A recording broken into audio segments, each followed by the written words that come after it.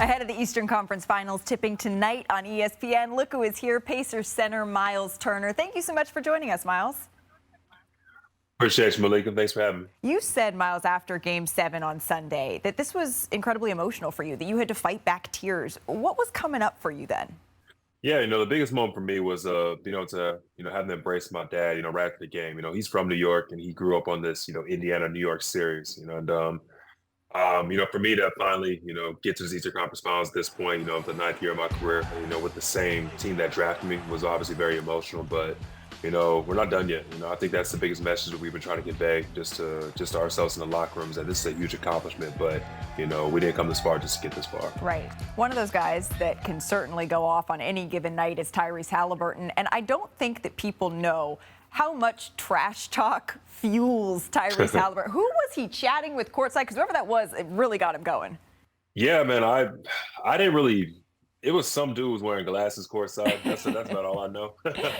But I know he started talking started talking to him pregame when we were doing our pregame shooting and whatnot. And I don't know what was said. I don't know what gassed him up, but it was enough to get him going. And then I saw Tyrese kept looking at him like every single time he hit a shot, or it was just this rendition of like a Spike Lee moment, I guess. It was only fitting. Shout out to whoever the guy was who was wearing glasses. And then post game, the Reggie Miller choke game sweatshirt comes out. What did you think of it? Are we getting those for the entire team if you guys make it to the NBA Finals? I knew the moment was coming. I just didn't know when he was going to do it or what game, the series he was going to do it. It was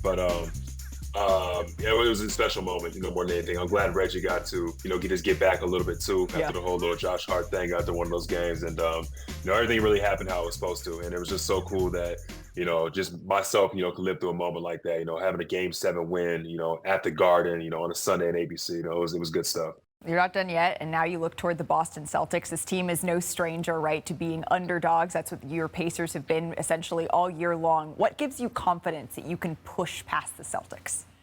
Our confidence is just in our preparation, in ourselves. I think that we're built for these moments, just the roster that we have and, things that we've been through this year. Like you said, you mentioned the in-season tournament, being able to play, such high-level games and so early in the season to get that experience that, that was much needed. Something that helps us, and I'm just excited for the opportunity more than anything. I think we all are. I think everybody in the mother's room, room for Boston right now. But we in our city and within our locker room, we're very confident in ourselves. So let's end here. I know you're a Legos enthusiast. I'm more of like a puzzle girl myself. But let's get creative. If you were to build a Lego structure to sum up the season thus far, what would it be?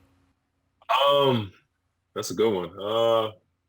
Honestly, I'm just building the Larry O'Brien trophy, man. I feel like that's what my goal is. And, that's what the city's goal is and what all our goal is right now. So, why not, put that at the forefront, get a whole bunch of gold bricks and throw that together, man. I'm going to be there one day, hopefully this year's the year. Oh, I've read that the Larry O'Brien trophy, finding Legos at the Larry O'Brien is incredibly rare. So that will be your quest and your test. Myles Turner, thank you so much for spending some time with us here on NBA Today. All right, appreciate you. I'm on